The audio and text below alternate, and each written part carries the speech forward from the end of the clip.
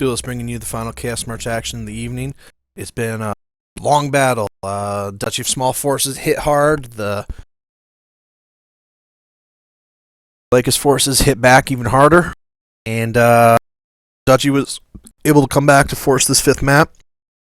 We've had the majority of the players leave, but we've gotten the permission of the faction leaders to continue. Stubarone will be in a ATM Puma Echo. Bob will be in a Puma Charlie with all the mask and super lasers. Burner will be in a Black Lantern B with heavy large laser and some missiles. And Nightmare Bannock will be in the Mad Cat Charlie with laser boat. Very dangerous assets there. But to oppose them, a Catapult D, medium pulse lasers, a Morrigu A with LRM 20 and 3 pulse lasers, an Uller E for Art of War, Proxima and the Morrigu, Pabst in the Catapult, and rounding it out, Shooter and the Solitaire G.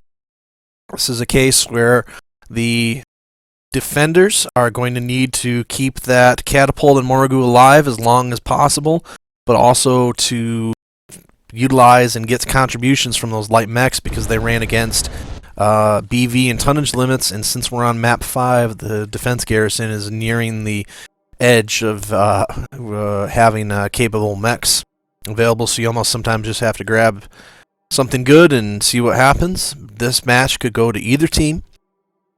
Balance between skill looks good. Both teams have strong drop commanders, both teams with players that play with each other all the time. This is basically a SJ versus Wolverine's Rebirth match, so let's see what happens. We got a couple pubbers in there, but we've been playing with Shooter quite a bit recently, and Nightmare plays with us all the time in the Chaos March, so we're going to see what happens here. As I try to get us a good look on TSA Carbon, one of the better outdoor space maps. I don't believe it's low gravity, as Burner tells Bannock and the rest of his team to move through the tunnel. I assume that Burner is drop commanding for his team here. As you see, 3 members backing 2 members backing him up from his unit Wolverine's Rebirth. And Bannock, we're glad to have him with us for the last battle of this evening. You can see Burner's going through the tunnel and attempting to get set up at generally close range, I think, here. He certainly can snipe, but I think he's going to feel most comfortable if they're able to get up very close. Burner acting as the scout in the official mech of Wolverine's Rebirth for all practical purposes, the Black Lantern. Burner, 55 tons, able to outrun anything except the Solitaire, but able to outgun the Solitaire, so Burner's team definitely has the mobility advantage here. The armor advantage, absolutely without question, goes to the defense forces for the Blakist, as Burner may or may not be able to see some things on radar, depending on the variant.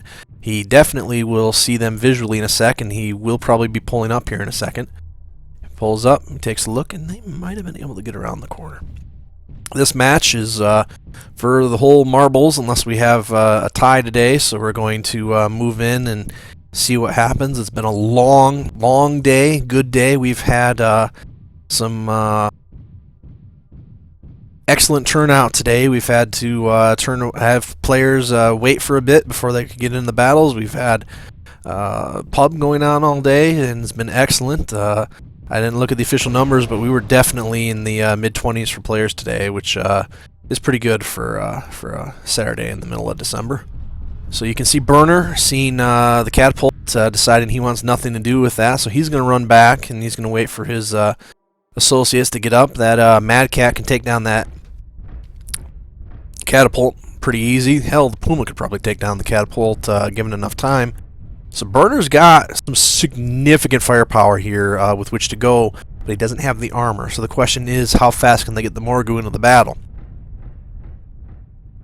Burner's team has the range. That's another advantage they have, as we see Bob moving off with the Puma B, one of the more underrated mechs, I would argue. LBX-10 in that, excuse me, that's the Puma C. Yeah, the Puma C is underrated about as much as the Mad Cat is not an iconic thingamajig.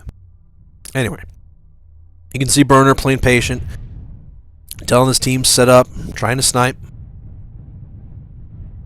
See Stubby trying to get up this hill. Not going to happen. Two teams have already exchanged fire, so we don't have to worry about drops at all. Bob will get up the hill, though. Bannock is trying to keep up with them. Never thought I'd say that a Mad Cat is slow, but, well, that's the case here. With the other assets, able to do significantly more speed. Now, what they have to do to be careful here is that the lights for the Legacy forces just simply cannot match up with the lights of the those two Pumas will shred these things instantly. So what they need to do is get the catapult and the Morgu in an advantageous position and just rain down as much long distance firepower as they can. And I just realized that the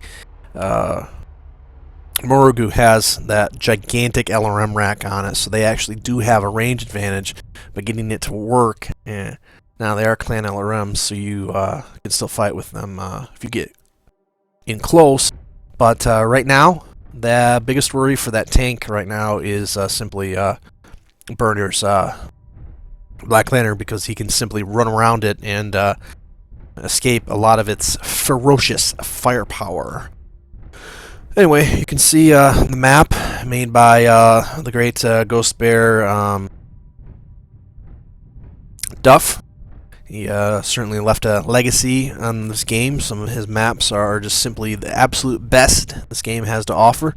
This is a personal favorite of SJ, particularly Vic Viper, who says he likes this map very much, as does Null. I was talking with Felixes before the battle, and he said that this map, while he hasn't played in a very long time, used to be very heavily in rotation back in the older days. Back when the game was a little newer than it is. Still as much fun to play, though. So Burner simply telling his team they will come to us. We're going to keep visually scouting. We're going to make sure they don't get at us from a certain direction, but we have an advantage probably at close range firepower, so we will just simply wait for that slow stuff to get in. I am uncertain at this point if they have discovered the Dealio, the Morgu. You can see the lambs for Paps have activated a bit. This is dealing a very similar battle we had a few months ago, where one team went up on the hill and the other team lost track of the other team that went on the hill, and then the team on the hill was able to rain down some serious firepower down onto the team below. I wouldn't necessarily call this a King of the Hill map, but as usual, terrain and positioning are very important in such a battle. This is a 4v4 battle. This battle is not going the way that anybody expected. This is a drawn-out defensive thing, neither team wanting to give up any advantage. Both teams definitely want to come away with the victory. They've been fighting all day long. And those LRM, those ATM-12s, even with the lambs, are going to hurt Paps pretty good. And now the Mad Cat comes in. Ooh, that's going to hurt. Mad Cat's taking some severe damage to its side by now. Catapult is taking severe damage to its side. Perhaps Felixes is going to have to move back and rethink his strategy here, because Morgu, impressive, but a lot of its firepower concentrates on those LRMs, and they're not giving them an opportunity to utilize those LRMs at this time. Burner, curious to see what was up there. Might have seen that it was a catapult, but Paps didn't fire the lasers off, so.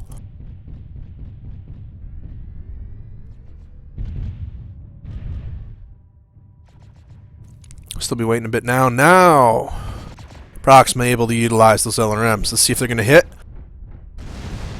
Nope. Outstanding job by Nightmare Bannock to get out of harm's way with those LRMs. They're now going to trade firepower at pretty long range here, and this will be who can focus the most fire, because that Morgu can probably take down one or two of these mechs by itself. The lambs taking down most of the LRM firepower. The two lambs shooting down about half the salvo. Proxima's happy to land anything he can at this point. That Morgu can take damage, but when it has four things shooting at it, not so much. Proxima now realizing the firepower that both teams have. Both teams familiar with the skill sets of the players, and they know who they want to focus. And Burner and Stubby are providing cover fire while Bob gets ready to move up to start some sniping. Morrigu getting all of the attention right now, which is good and bad for both sides. But Paps can't quite move in yet. They're trying to utilize the Morrigu as much as they can to get rid of those missiles, and once the missiles are run out, they will move the catapult up with the light stuff and trying to finish off what's left.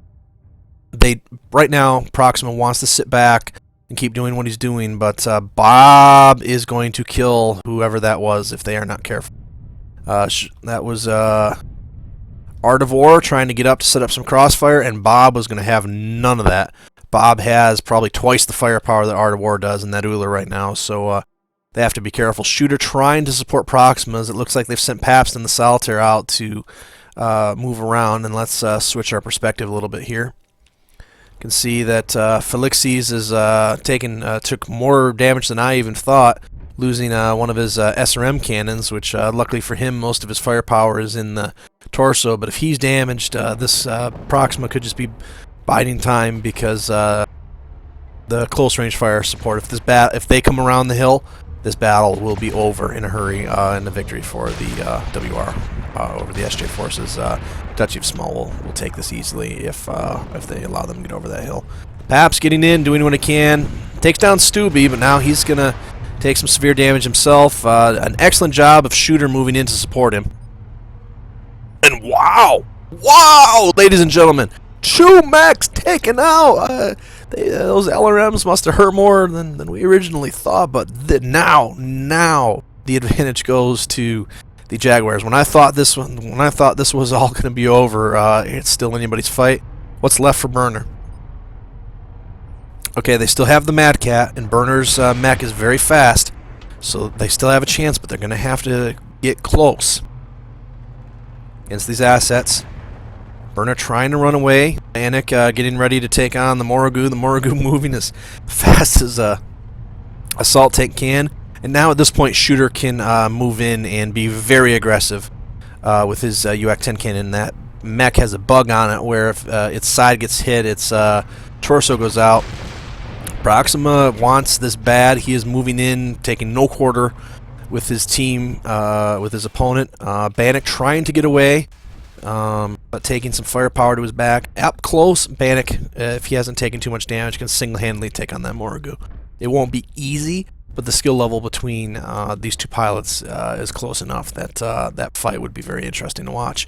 Bannock, though, trying to get away a bit so that he doesn't have to deal with the long-range firepower. Burner probably somewhere around here trying to provide some long-range fire support for Nightmare, but Nightmare's can't get away, so he's going to get a couple of shots off, but now he has to deal with the catapult, and, well,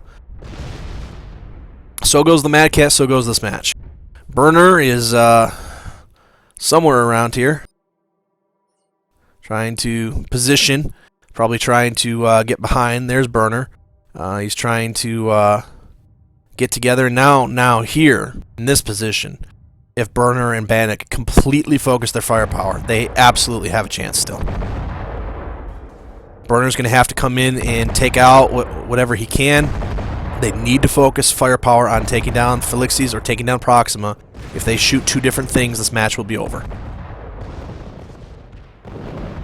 That's it. Burner did everything he could. He probably took a lot of damage early on in the battle. Remember that Burner crested into the three mechs. And that's it. We have a conclusion after a day of long fighting and outstanding, excellent battles that could all be Chaos March Video of the Week candidates. We have a conclusion. The defense of the planet Van Diem 4 is secured by the SJ-led faction playing as the faction Blakist forces, the Blakist Jihadists. The team is now secured its planet and has a chance to breathe for a little bit, as it seems like every faction out there is coming after them these days. But that'll end turn 3. We begin turn 4 tomorrow. And again, the final battle is in 5 maps, 3-2 victory. The Blakist forces are able to defend Planet Van Diem. We'll get all the details tied up, figure out what assets the Duchy of Small lost, and get ready to jump right into a brand new turn tomorrow. We thank you very much for watching. MWLL.MWmaster.com to play, and at MechLivingLegends.net to get this outstanding, awesome game every Saturday and Sunday. I am Duelist, and I hope to see you next weekend in the Chaos March. Good night, everyone.